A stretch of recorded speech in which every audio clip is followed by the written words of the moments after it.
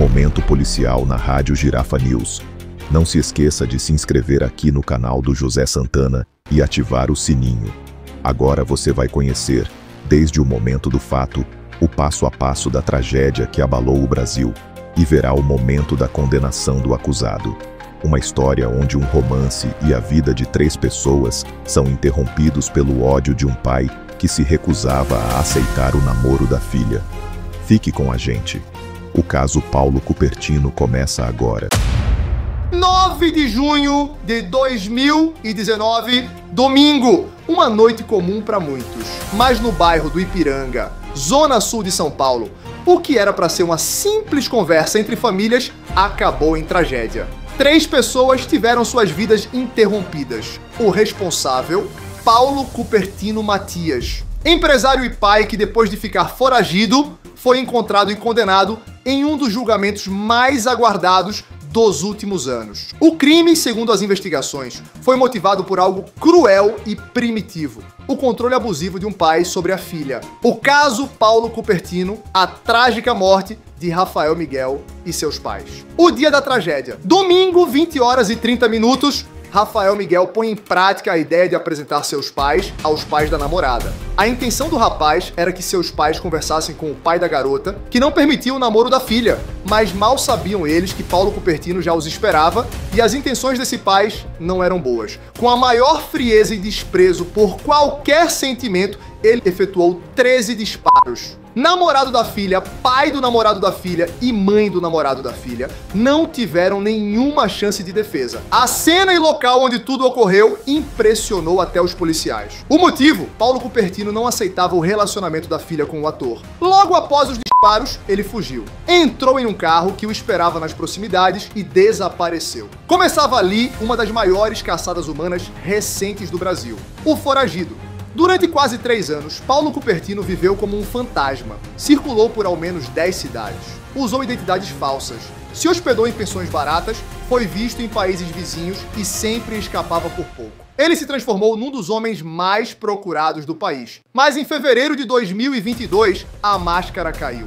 Cupertino foi encontrado em um hotel no centro de São Paulo, vivendo sob um nome falso, como se nada tivesse acontecido. Ao ser preso, negou os crimes. Disse que não foi ele quem atirou, que os verdadeiros culpados haviam fugido. Uma versão que para a polícia e para as testemunhas não se sustenta diante das provas. O Tribunal, 29 de maio de 2025. Fórum Criminal da Barra Funda. A sala do júri está lotada. Repórteres, familiares, advogados. O Brasil acompanha atento o início do julgamento de Paulo Cupertino. Ele entra algemado, sério, olhar firme, voz contida, diante do juiz, declara sua inocência, né? Diz que dorme bem na prisão, que não vê as imagens dos assassinatos em sua mente. Nenhuma lágrima, nenhum arrependimento. O Ministério Público decide não interrogá-lo diretamente. O comportamento do réu fala por si. Nas respostas à própria defesa, Cupertino se exalta, tenta convencer os jurados com frases frias e é contido pela advogada em mais de uma ocasião. As vozes do passado. Quando Isabela, a filha do acusado, sobe ao púlpito, o clima muda. Ela revela o horror que vivia dentro de casa. Um pai que a proibia de sair, que confiscava seu celular, que controlava cada passo. Conta com a voz embargada sobre o dia em que ele quebrou um prato de vidro em sua cabeça. Vanessa, mãe de Isabela, também testemunha. Detalha o ciclo de violência que sofreu por anos. Agressões físicas, ameaças, uma mulher marcada pelo medo. Outras testemunhas confirmam. Cupertino era um homem autoritário, possessivo e que usava o medo como forma de domínio. Um perfil perigoso que crescia em silêncio dentro da própria casa. O veredito. O júri se reúne para decidir o destino de Paulo Cupertino. O clima é pesado. A tensão é palpável. Às 18 horas, a sentença é lida. Ante o exposto, em observância à soberania dos vereditos assegurados pelo artigo 5º 38C da Constituição de 88, julgo parcialmente procedente o pedido contido na denúncia e seguido da pronúncia para condenar o réu Paulo Cupertino Matias como incurso no crime do artigo 121, parágrafo 2º, incisos 2 e 4, por 3 vezes, em concurso material na forma do artigo 69, todos do Código Penal, a pena final de 98 anos de reclusão em regime inicialmente fechado. Paulo Cupertino foi condenado a 98 anos de prisão. A sentença foi lida pelo juiz Antônio Carlos Pontes de Souza, da primeira vara do júri da capital. Houve comemoração dos familiares e amigos das vítimas após a leitura da sentença nesta sexta-feira, 30 de maio de 2025. A frieza, a premeditação e a motivação fútil do crime pesaram na decisão dos jurados. O juiz destaca em sua fala final a ausência total de empatia do réu e a tentativa constante de manipular a verdade. Justiça, enfim, foi feita, mas o preço pago foi alto demais. A dor que fica. O caso Paulo Cupertino escancarou o que muitas famílias vivem em silêncio: o medo, o controle, a violência invisível que começa dentro de casa. Rafael, João e Miriam foram vítimas não só de balas, mas de um sistema que falha em proteger. Hoje, Cupertino cumpre pena, mas a dor dos que ficaram não tem prazo para acabar. Rafael Miguel, seu talento e seu sorriso ficam na memória de milhões. E que essa história sirva como alerta. Não se cale diante do abuso. Denuncie sempre. A condenação de Paulo Cupertino traz um sentimento de justiça para as vítimas, mas também acende uma chama de reflexão sobre os fatores que levam a uma pessoa a cometer um ato tão bárbaro. O caso de Rafael Miguel e seus pais serve como um lembrete sombrio das consequências do controle abusivo, da violência doméstica e das relações familiares tóxicas. Enquanto Cupertino cumpre sua pena, a memória de Rafael Miguel e seus pais permanece viva nas lembranças de quem os amou. Atenção! Se você é mulher e está passando por qualquer tipo de violência, ligue 190 e requeira apoio policial. Para a Central de Atendimento à Mulher, ligue 180. É um serviço de utilidade pública essencial para o enfrentamento à violência contra as mulheres. A ligação é gratuita e o serviço funciona 24 horas por dia, todos os dias da semana. Não se esqueça, em casos de emergência, deve ser acionada a Polícia Militar por meio do 190.